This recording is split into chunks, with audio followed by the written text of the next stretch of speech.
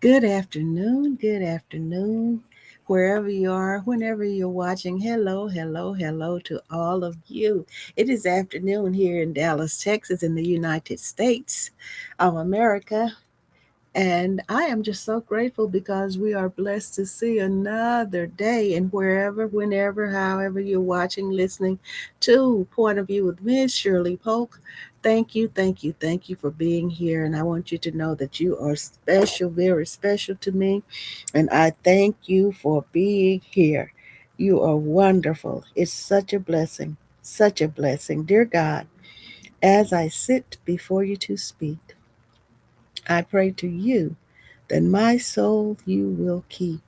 And if I should die before I finish, I pray to you, dear God, in the name of Jesus, that any outstanding sins will be forgiven. Amen.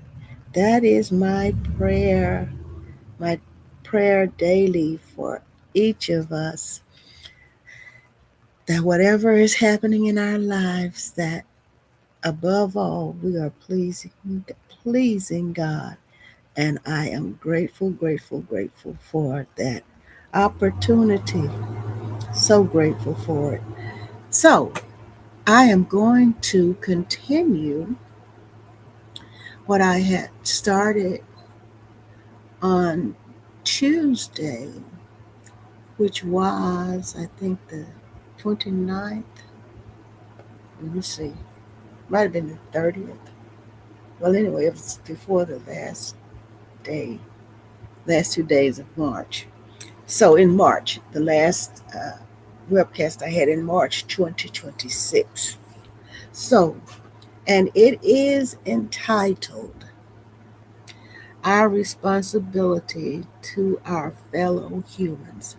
Our Responsibility to Our Fellow Humans. So I want to go back into that, and I was in an article that was very interesting. Life and the ethics of responsibility. Life and the ethics of responsibility. And it's in humans and nature.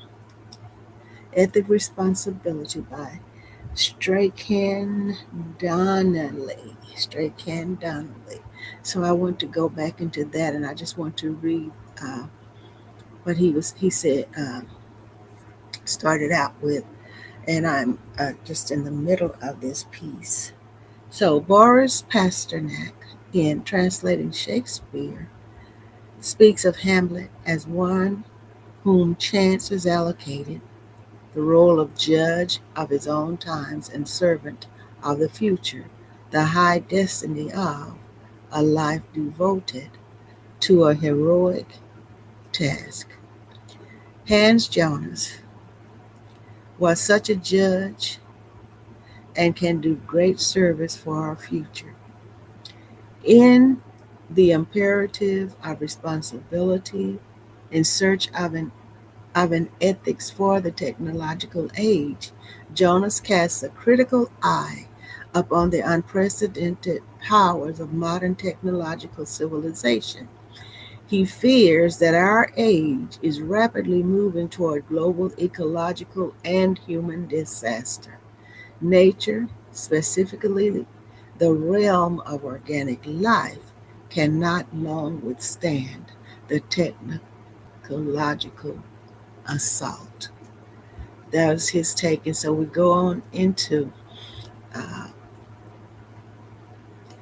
this, and we were down. We had gone through these subtopics here, we had gone through them. We did the introduction. Then we got down to nature, revalue, the philosophy of purposive being. Then we got into, we went through that. And if you want to hear those, you can either go to Center of Humans and Nature and read it for yourself, and you could possibly listen and see what Hans Jonas has to say about this. And then the next subtopic here Is nature and ethics the theory of responsibility? Nature and ethics, the theory of responsibility. And we were on down into it, and I was saying, oh my goodness, I didn't know it was going to get so heavy as we came along into it. But hey, I was into it, and so I have to go ahead and finish it. Okay, now I'll go back up to where I think I left off, talking about the feelings of objective obligation. Because we as humans, and I had also stated that even though we're in a technological age, humans are the creators of it. And technology will not be able to continue without us. So we have to keep that in mind that we, human beings, created this.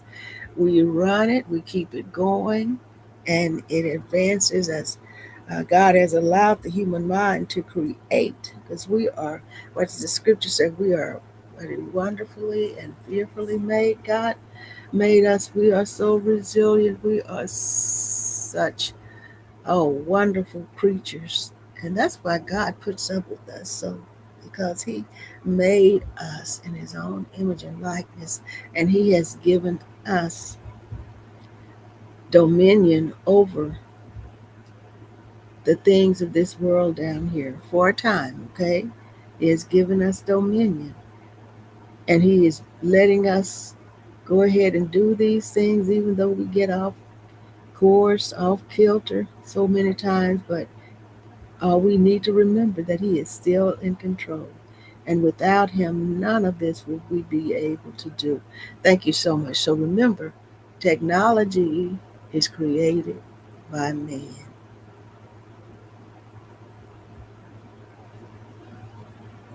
who gets our knowledge from God, okay? And the gifts and everything. So, purposiveness was one word that I had not used before, even though we use purpose, purposed, and all of that. Purposive, I hadn't used. But it's really in here. This, I guess, is one of his favorite words. Favorite words. I really don't want to go back altogether into this whole thing here, but I do want to start at a good point. Oh, talking about value, and I remember doing this, the philosophic reintroduction of value into nature has its darker side. In an indifferent nature, nothing can harm and nothing can be harmed. The opposite holds in purposive nature. Under its own worldly spur, nature evolves concrete purposive individuals, acting subjects that are by ontological necessity finite, mortal, and vulnerable.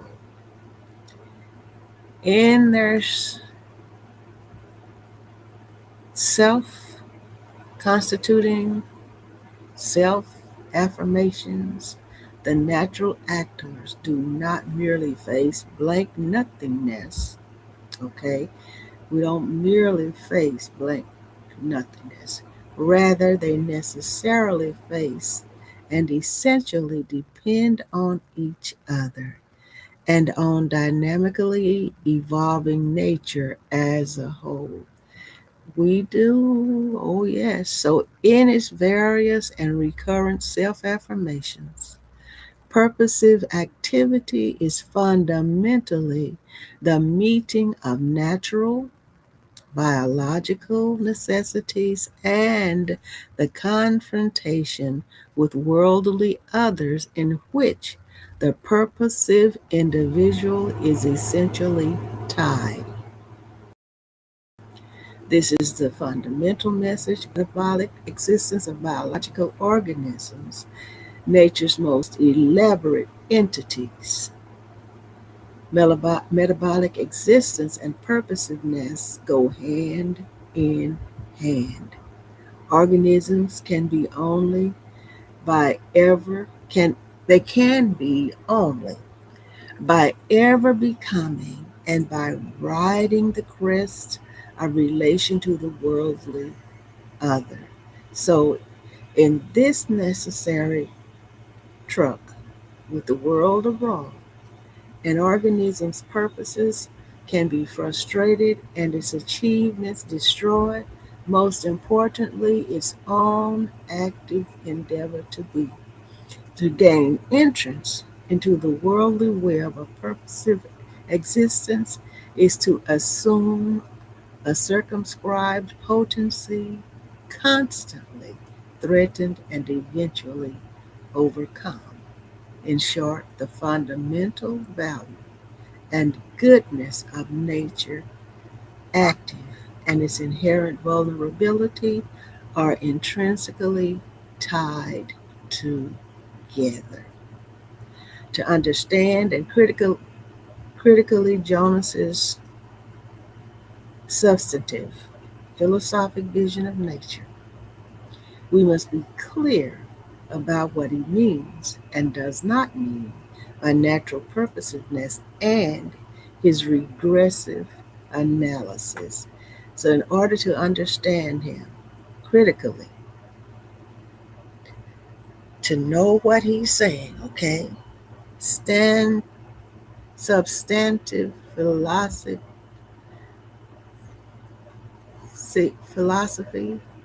his vision of nature, we must be clear about what he means and what he does not mean in natural purposiveness and his regressive analysis. He does not claim that conscious human subjectivity is diffused throughout nature in more or less minimal forms. Subjective activity does not necessarily imply consciousness, and purposiveness as such presupposes neither. To gain a coherent picture of dynamically evolving nature, Jonas he speculatively posits concrete instances of psyche having a striving or aim that is purposiveness that are not individual organisms or subjects in the emphatic biological sense. So these organic strivings underlie a natural telos of the universe to evolve concrete instances of organic life in individual subjects proper.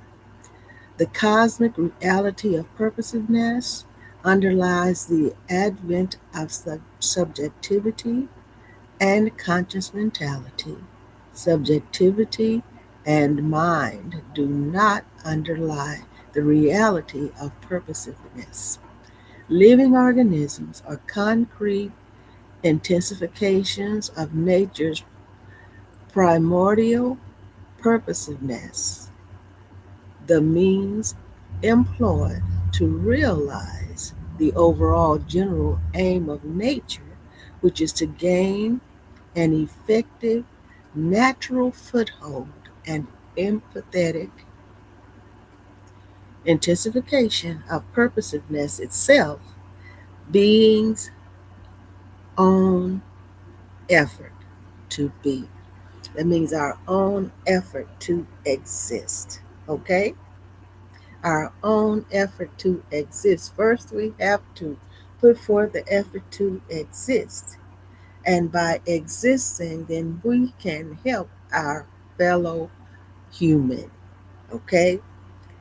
Purpose. Our purpose here is to help one another.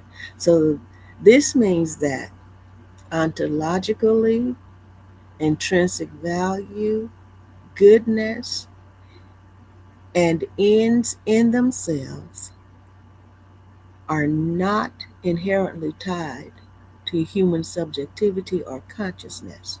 In varying degrees, they are spread throughout nature, most emphatically in the organic realm of life, and perhaps minimally beyond. This blocks any overweening anthropocentric vision of the world and philosophically establishes the objective status of intrinsic values, the good and self justifying natural beings and activities. This blocks any overweening anthropocentric vision of the world and philosophically establishes the objective status of intrinsic values, the good and self justifying natural beings and activities.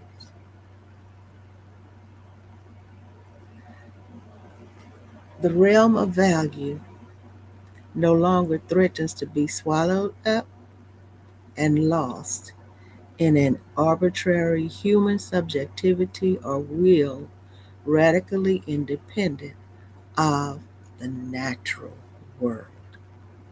We are still here. We still have a chance. Nothing can exist without God allowing us to create and maintain. Correlatively, with our anchoring in natural reality, we are enlightened about our status in the scheme of things and about our circumscribed powers and inherent limitations. In Jonas's monistic vision, in his monistic vision, we are interpreted as purposive nature's most elaborate performance, engendered in its dynamic ongoingness. In us, efficacious purposiveness has become emphatically subjective and individual, conscious and desiring of itself, moving decisively beyond organic others. In our interdependence, in our essential relations with nature and our own human past, present, and future, we have become nature's most significant actors. And that's the way God made it anyway. Not just become, but we were made that way. Dominion. That's what he gave Adam, dominion over everything. We are purposive nature become cultural, political, scientific, technological, artistic, religious, philosophical, and moral. But all these decidedly human powers and characteristics are circumscribed and limited. They have not flown in from elsewhere with an adequacy and sufficiency all their own. They are the issue of the slow evolutionary workings of nature, of which we more and more have become an active agent. Oh, yes, everything.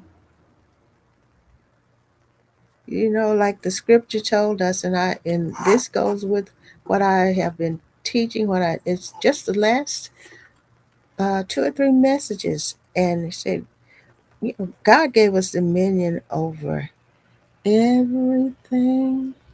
He gave it to Adam, and we exist. We are resilient. He put us here to look after things for him, even though he yet is all powerful and nothing can be done without him, but he gave us charge. And by golly gee, we are messing up big time, aren't we? Now some of us are doing great, and I believe God is pleased with us. I believe that. And some are just messing everything up and think they're doing the right thing. Forget about God, our all powerful creator. They don't even think about that. They just want to do what they feel like they're big enough to do, old enough to do, powerful enough to do. But all of this comes back around. Okay? Powers of sensory discrimination, emotion, thought, and bodily activity have evolved to meet worldly necessities and take advantage of worldly opportunities. No powers have been greater than the sustained emotional interest, the vivid imagination, and the conceptual thought that are the natural dynamos behind our science and technology. But even here, we remain nature's creatures, plagued and perhaps blessed by mortality, finitude, and vulnerability. We are neither gods nor angels, and that's true. Remember? Oh my goodness, isn't this just going right along with what I've been teaching with Greater Gospel Temple Church of Praise and Worship and Inspiration of God Ministries? The scripture tells us that God made us a little lower than the angels. And we are not gods, and these are all lowercase spellings, okay? Oh, we said we are neither gods nor angels.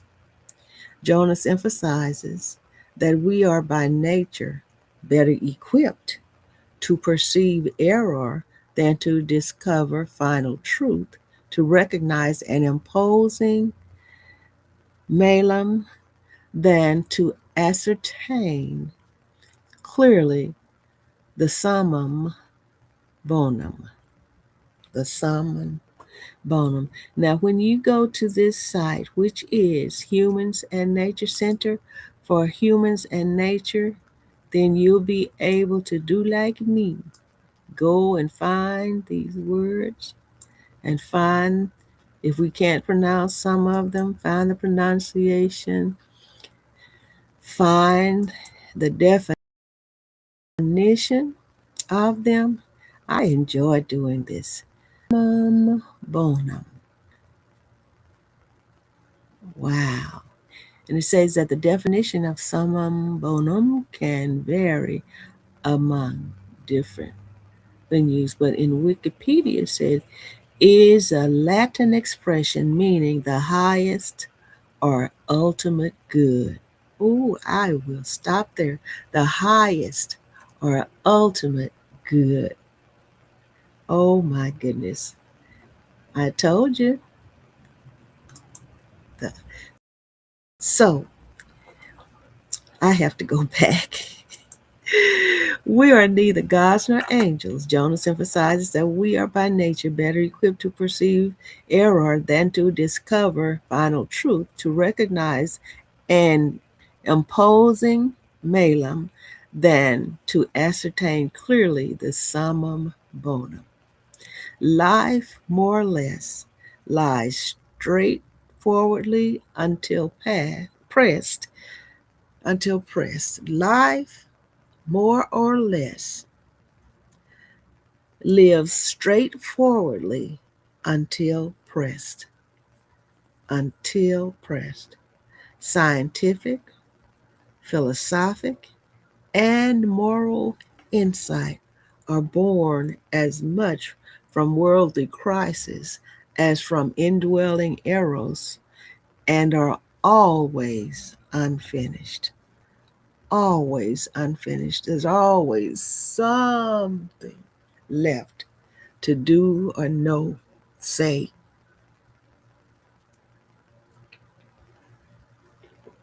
We're talking about our responsibility toward our fellow humans. The key to objective grounding of obligations and the moving of ethics beyond the bounds of the arbitrary subjective will of man is to discover intrinsic value or a final, good in itself, well being. Jonas recognizes the intrinsic goodness in the general purposiveness and the concrete purposive beings of nature. Goodness. Oh my goodness. Wow. Such ultimate value and goodness, constituted by entities actively fending off non being, the struggle within metabolic life between being and nothingness, has a moral claim on human action. It should subsist, it should be preserved. The goodness of the self affirmation of being, in which being is concerned with itself, is its own instification, a justification, and is recognized as such by us thanks to our own aboriginal status as self affirming, purposive beings. It all comes right back to us, don't it? I said, don't it? Doesn't it? Oh, yes. So I really want to stress that again. A self affirmation of being. This is really, really good. Talking about the ultimate value of who we are as humans. And Jonas recognizes the intrinsic goodness in the general purposiveness and the concrete purposive beings of nature. Such ultimate value and goodness, constituted by entities actively fending off non being, the struggle within metabolic life between being and nothingness, has a moral claim on human action. It should subsist, it should be preserved.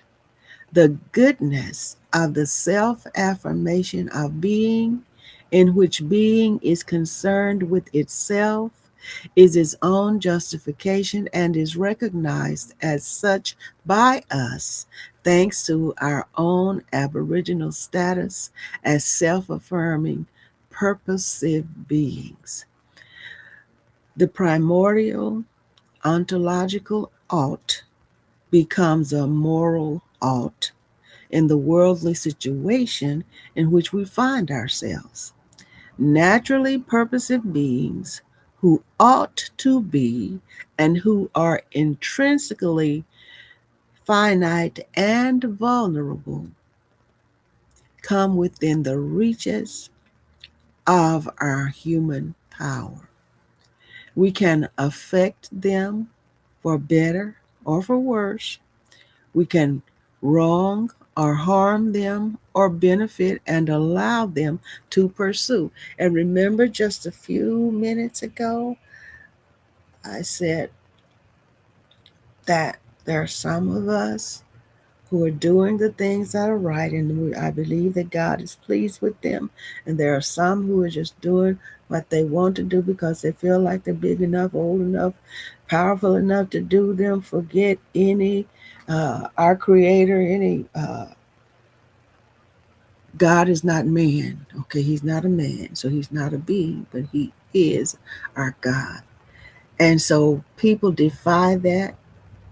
They won't truly recognize it or acknowledge it.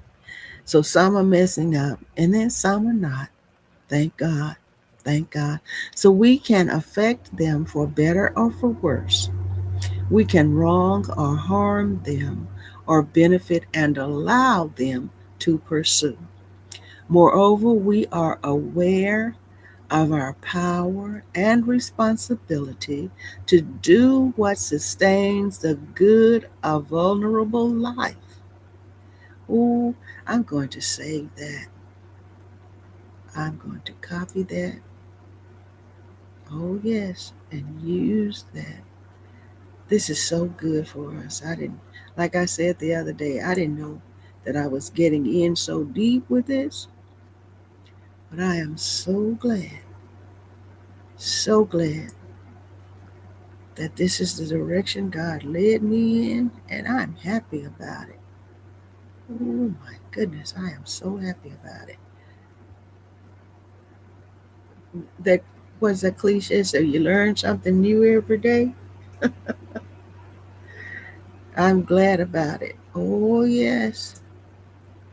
There's so much out here we'll never be able to learn all of it, but all that we can get, what does they say?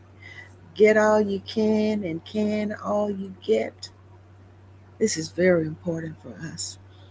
So the feeling of objective obligations to valuable and vulnerable others is the feeling of responsibility for which nature has prepared us in the ultimate family relation of parent and child. Took us a while, but we got here, didn't we? Oh, yes, we got here. The newly born needy one, instinct with purposive life and human capacities to come, ever threatened with non being, addresses those who brought it into existence with the demand for care.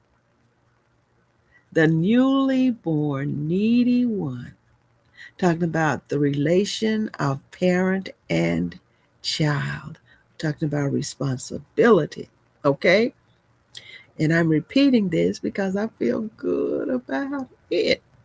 The newly born needy one, instinct with purposive life and human capacities to come, ever threatened with non being, addresses those who brought it into existence with the demand for care. So, what it's saying here at this is that this child was brought into the world, created by his parents through the process of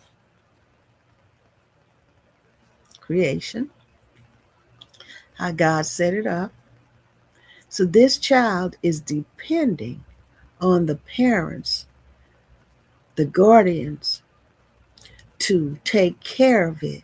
And it says, the newly born needy one, instinct with purposive life and human capacities, do come, ever threatened with non being. That means ever depending, as long as it needs to, depending on its caregivers, its parents, its guardians, to do what needs to be done in order to take care of it because it's ever threatened with non being.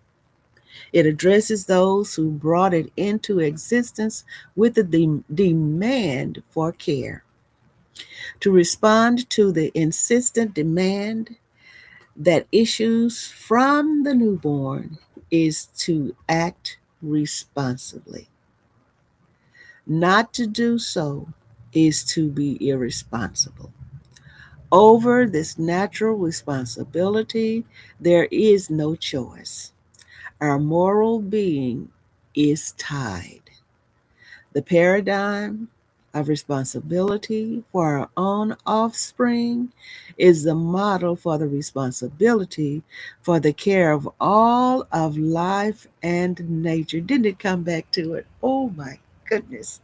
Talking about our responsibility to our fellow humans. It is out of such native soil of worldly responsibility that we have creatively evolved as complex moral creatures and philosophically can develop a fleshed out theory of ethical responsibility. The subject, the substantive content of an Ethics of responsibility is determined by the particular categorical facts that pertain to both the objects and the subjects of ethical obligation. This is ethics determined by the concrete, fundamental nature of the constituents of the world, imperatives arising from the abiding character of organic and human life. Organic and human life. Oh, I'm so happy, happy, happy. Sometimes you get into subjects and you get into this uh, work that you do, you get into this research, and sometimes you think, wow, is this really what I want? Oh, and it turns out, in my case, it always turns out great by the grace of God. To repeat the fundamental facts, organisms, as mortal and vulnerable purposive beings, necessarily live an independent existence. Concrete life carries on only by a metabolic mode of existence that requires individual encroachment on the worldly, organic other, and the symbiotic balance of the biospheric whole, WHOLE. Nestled within the wider realm of life, there have evolved the purposive powers of man, his freedom from nature as within nature. Nestled within this wider realm of life, there have evolved the purposive powers of man, his freedom from nature as within nature. Among these powers is moral responsibility itself, which requires the intertwined capacities of sensory discrimination, emotional feeling, rational insight, will, and bodily activity.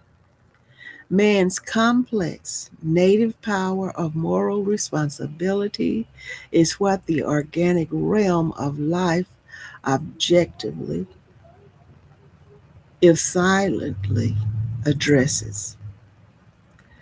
The cause of the world, the upholding of the already realized manifoldness and intensity of purposive being objectively binds us to protect and promote the ongoing realization and integrity of man and organic nature into the indefinite future. It all boils down to our responsibility to our fellow humans. So, in time of overweening and collective technological power, with its indefinite global and temporal reach, we are ethically enjoined to take care and be cautious. Human powers of action dangerously outstrip capacities for knowledge and wisdom. We are to do nothing that would throw evolved man and nature disastrously off balance, threaten their creative being, and thwart their emergent complexity. With respect to man, this specifically means ensuring the continuing potential for morally responsible action, that man's circumscribed but potent capacities for freely taking care of himself and the world be kept intact. The concrete, ontological, essence of man, and whatever we can discern of it in our philosophic images of man must find its realization in the indefinite worldly future. Given the essential interdependence of all life, this necessarily future entail. Excuse me, I messed up. You know me, I guess I have what you call this anxiousness to be concrete and precise. I want to give it straight, okay? So, given the essential interdependence of all life, this necessarily further entails protecting the ongoing integrity of the organic realm, whose intrinsic goodness and decided significance for the humanly good life already lay objective obligations on us, independent of narrow self interest. Independent of narrow self interest. Interest.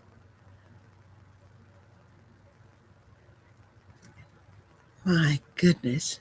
With respect to man, as I repeat this specifically means ensuring the continuing potential for morally responsible action that man's circumscribed but potent capacities for freely taking care of himself and the world be kept intact.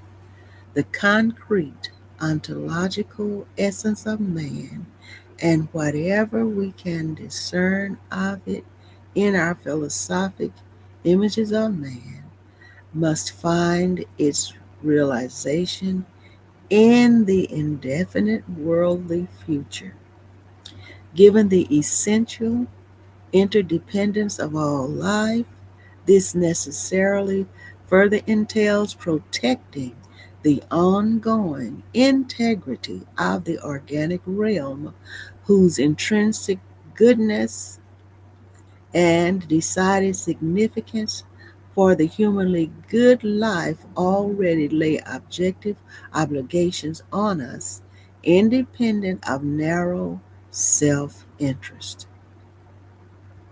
The demise of either man or organic nature, but most emphatically of nature's highest creatures, would be an infinite loss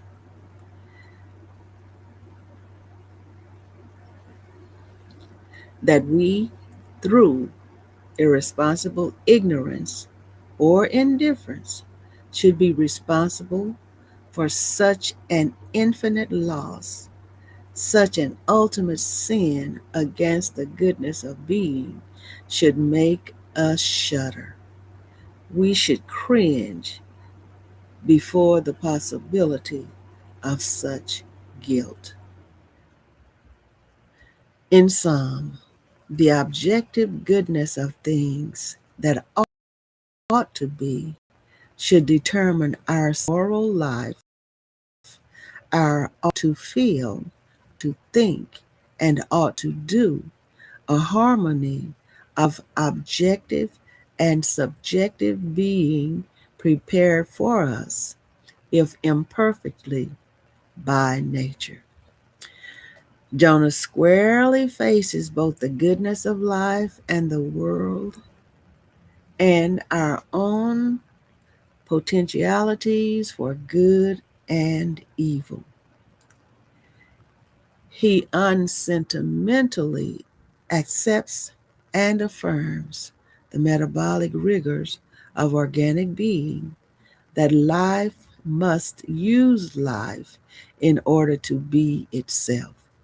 He recognizes the goodness of finitude and mortality, of purposive being ever beginning anew out of its past achievement. One word, and this is why I'm so critical of myself. I remember one of my college professors said to me, she said, "You're a perfectionist. I just, I want to make sure that I get everything right. I want to make sure that all of the words are in place because one word out of place or negated, left out, or put in can make a difference in the sentence. It can make a vast difference." So he recognizes the of finitude and mortality, of purposive being over beginning anew out of its past achievements. He judiciously measures our circumscribed powers and, while clear eyed about limitations of human powers, calls for their humane, creative, and effective use. In other words, use what you've got. We have to use what we have, what we've been created with, what God has instilled in us. We must use it and use it to its fullest capacity. This is what he's saying to us. We must learn to circumvent inveterate ignorance and unknowing powers of action. And then he says right before that, as I repeated, he judiciously measures our un he judiciously measures our circumscribed powers and, while clear-eyed about limitations of human powers, calls for their humane, creative, and defective use. And I think about that song, One Day at a Time. I'm only human. But us being human, again, I say we are resilient. We are stronger than we can ever imagine until we have come into a situation, dealt with the situation, and gone through the situation. And then we look back, and that song says, I wonder how I got over. That's just how God made us. Inveterate ignorance and unknowing powers of action.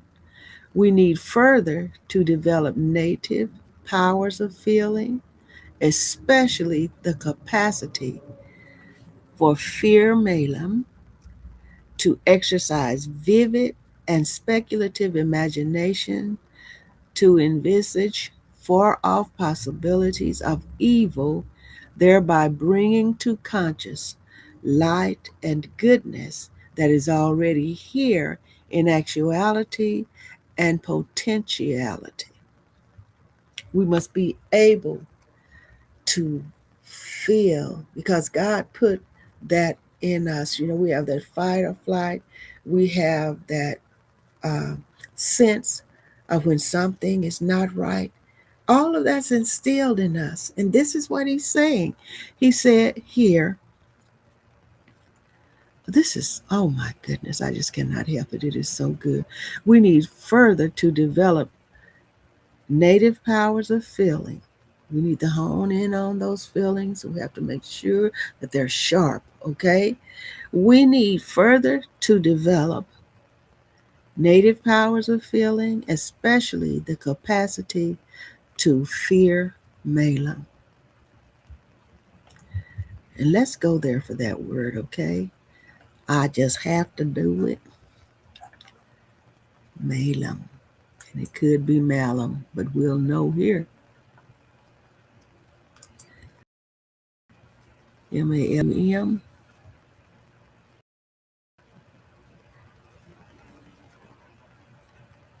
Whoa.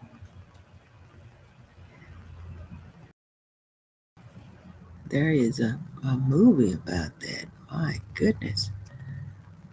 But I want the definition. That's just all I came here for is a definition. Now come on and give it to me. But there is a movie. Wow.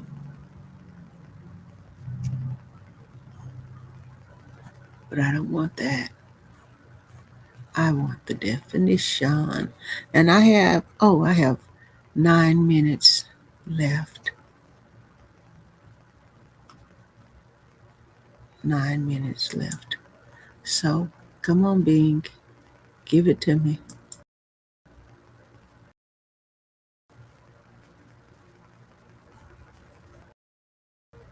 It's searching.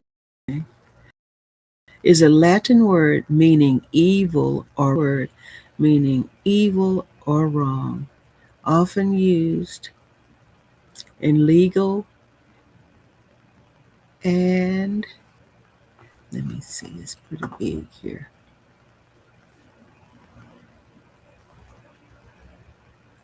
All kinds of wrongdoing. Whoa, really? So it means evil. And we know malice is evil too, but this is malum. Malum. Wow. Ooh, ooh. So let me get back so we can go ahead and finish. So malum means evil. Okay. So I'll start that sentence again. We need further to develop native powers of feeling, especially the capacity to fear malum, that means fear evil, and to exercise vivid and speculative imagination to envisage far off possibilities of evil, thereby bringing to conscious light the goodness that is already here in actuality and potentiality. All this is to serve, to clarify, and to deepen our objective responsibilities to ourselves and the world, which are most fundamentally to protect ourselves and the world from our own misadventures, practical and theoretical. Here, Jonah shows himself to be the advocate of organic and human life, the world, and their future. He is a champion of circumscribed, purposive freedom over meeting worldly necessity. Thus, he sternly judges utopian drifts and dreams. Man trying to get out of nature by technologically conquering her, the urge to escape the rigors of worldly life and to get off scot free. With all this sober judgment of his own times and his call for us to face objective obligations to the future, Jonas's ethics of responsibility is intrinsically neither ascetic or grim. And the word there is nor grim. So it's neither ascetic nor grim. It is not a call to abstract or a natural duty, nor to angelic perfection. The required responsibility is for the objective and natural goodness of organic life, the world, and ourselves in potentiality, if not always in fact. This service to life and call to worldly virtue carries its own inner rewards. The good name thus returned to responsibility is the issue of ethics having gone natural and having realigned itself with the intrinsic and palpable goodness of being. And then we have this next Subtopic Primary Experience and the Renewal of Philosophy. Before developing our interpretation of Jonas further, let us pause to contrast once more Mayor and Jonas, this time in terms of their respective accounts of morality and contemporary ethical responsibilities. Both Mayer, which is Mayr, and Jonas consider themselves enlightened, post Darwinian anthropocentrists with responsibilities to humankind foremost, intrinsically conjoined with responsibilities to nature both for its own sake and because of our intricate implication in and dependence on a well functioning, flourishing nature. However, the two arrive at this moral Rome by decidedly different ethical roads. Oh my goodness. Mayer traces the roots of our moral life back to evolutionary processes that include, of course, evolved genetic programs and their interactions with somatic and worldly environments. These genetic programs, Mayer recurrently insists, are often open ended. We humans, thanks to our time honed genetic backing, can learn from experience, enter into and creatively evolve human cultures, and decide things for ourselves freely and responsibly within worldly, including genetic, constraints and opportunities. There is in Mayer no genetic, environmental, or cultural determinism, bane of the cruder forms of behaviorism and sociobiology. Mayer is not what Jonas calls an infinitementalist, okay? Epiphenomenalist. Let me get it right, okay? Epiphenomenalist. The future is open, undecided, in principle, unpredictable, and we have become increasingly significant actors in it, often for the worse. Characteristically, Mayer's ethical interests and reflections are also centrally informed by evolutionary biology and ecology. If we are truly to live up to culturally honored democratic ideals and strive for equal opportunity for all, for example, Mayer insists that we must devise plural modes of education for our citizens, young and old. We do not all have the same capacities or learn in the same way. There is This is a much reminder. In today's webcast, human biodiversity this is a amidst reminder. human In today's commonalities. webcast, Mayer's moral pluralism is undergirded by his populational thinking, by his recognition of individual differences. Oh my goodness. There's so much of this. My God.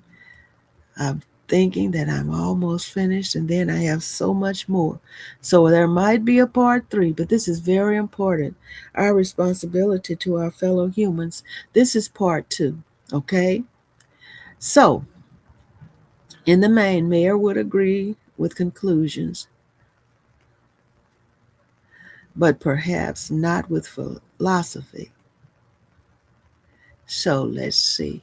So, God willing, when I come back, this will be finished, or else I will, if God allows, do the rest and upload it as part 3. Thank you so much, because we do have a responsibility to our fellow humans. And that song, I love to repeat that, to talk about the song, No Man is an Island. No man is an island, no man stands alone. Each man's joy is joy to me, each man's grief is my own.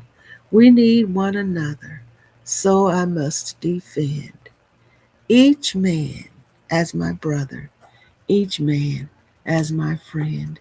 And maybe part 3 will be it, but I feel compelled to finish this, because we have a responsibility toward each other.